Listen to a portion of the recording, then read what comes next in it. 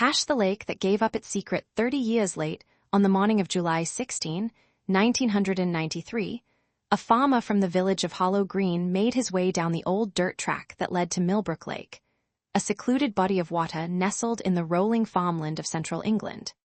He was looking for a missing heifer, one that had wandered from the herd sometime during the night. What he found instead was a grey Ford Escort, parked awkwardly near the water's edge, its driver's side door hanging open. The farmer did not approach the vehicle. He walked back to his truck and called the police. Millbrook Lake is not a lake at all, not in the traditional sense. It is a flooded quarry, a hollow carved into the earth over a century ago by men seeking limestone. The water is dark, bottomed with silt, and the ruins of old machinery left behind when the quarry closed in 1978. At its deepest point, the lake reaches 30 feet. At its edges, reeds grow thick and the ground is soft, treacherous in wet weather. Local children were warned never to swim there. The water was cold even in summer, black as ink, and impossibly still. On the evening of July 15, 1993, a young woman named Sophie Harrison had closed the tea shop where she worked and told her roommate she was going for a drive.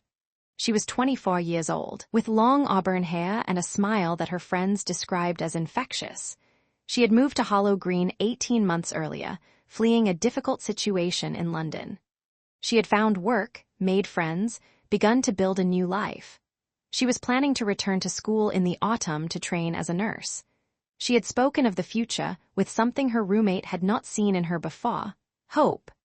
Sophie's grey Ford Escort was found with her handbag on the passenger seat, her shoes removed and placed neatly on the floor. Her wallet was inside, containing 40 pounds in cash and her driver's license. Her jacket was missing.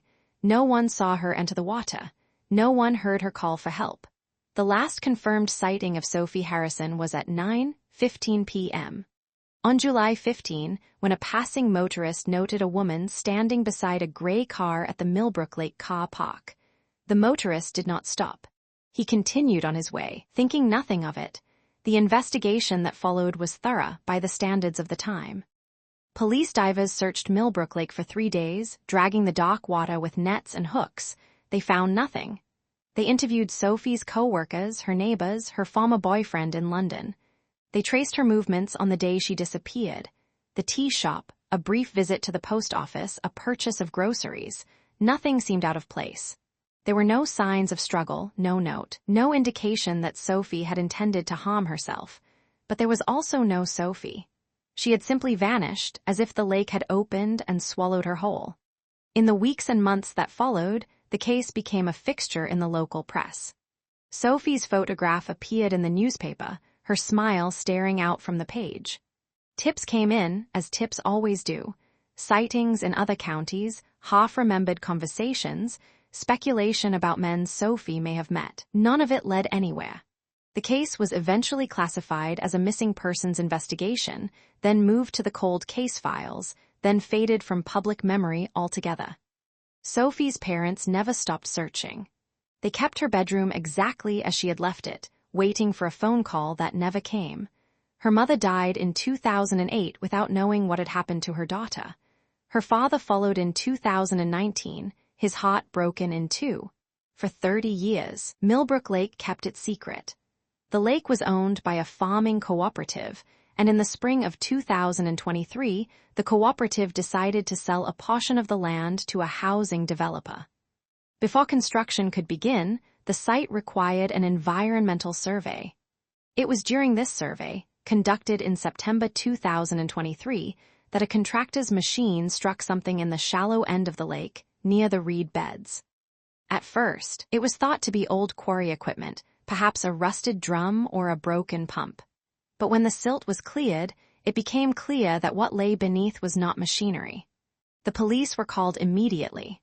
Forensic teams arrived within hours, setting up a tent over the site to shield their work from the autumn rain. What they found, in the weeks that followed, would reawaken a mystery that had slumbered for 3 decades. The remains were badly degraded, as remains often are after years submerged in water. But they were human. And among the remains, investigators found items that could be identified. a small silver cross on a chain, which Sophie's father had given her on her 18th birthday.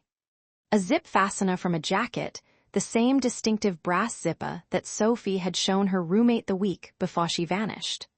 Fragments of fabric that, when analyzed, matched the distinctive pattern of a blouse Sophie had been known to wear. The forensic examination took months. Bone analysis confirmed the remains were those of a female, died between 1990 and 1995, consistent with Sophie's height and build. DNA was extracted, compared against a sample provided by Sophie's surviving brother. In March of 2024, the identification was confirmed. The woman in the lake was Sophie Harrison. After 30 years, she had come home. But if the identification brought closure to Sophie's family, it opened a new chapter of questions. How had Sophie ended up in the water? Was she there voluntarily, or had someone placed her there? The original investigation had found no evidence of foul play, but that investigation had been conducted before modern forensic techniques existed. Now, with the benefit of new technology, detectives reopened the case. They re-examined the original witness statements, looking for details that had been missed. They traced Sophie's movements in the hours before her disappearance, building a timeline of her final day. And they found something that had gone unnoticed in 1993. A second vehicle had been reported at the Millbrook Lake Car Park on the evening of July 15, a dark-colored estate car that no one had been able to identify. In 1993, the witness who reported this vehicle had been unable to provide a registration number, and the lead had gone nowhere. But now, with modern AMPA data and enhanced forensic analysis, detectives believed they could do more. The estate car has never been identified. No witnesses have come forward with new information. The person who may have been with Sophie at the lake on that July evening remains unknown. There is one further detail that haunts the investigation. When Sophie's remains were examined, her hands were found to be clasped together, as if she had been holding something, or as if she had been placed in the water in a particular pose. Forensic experts have debated the significance of this. Some believe it suggests she entered the water willingly. Others are not so sure. The water at Millbrook Lake is deep enough that anyone entering it would have been unable to climb out, especially at the point where the remains were found, where the bank drops away sharply into the dock. On the afternoon of July 15, 1993, Sophie Harrison closed the tea shop, bought groceries, and told her roommate she was going for a drive. She never returned. Tonight, her family know where she lies, and they have been able to lay her to rest beside her mother, in the churchyard of St. Mary's, where the flowers bloom in summer and the bells still ring on Sunday morning. But who placed Sophie Harrison in Millbrook Lake, and why, remains a question without an answer. The lake has given up its secret, but it has not given up its truth. Somewhere, there is a person who knows what happened on that July evening, a person who has carried this knowledge for 30 years. Are they still living? Will they ever speak? The lake is silent now, as it has always been, its dark water reflecting nothing but the sky. The investigation remains open.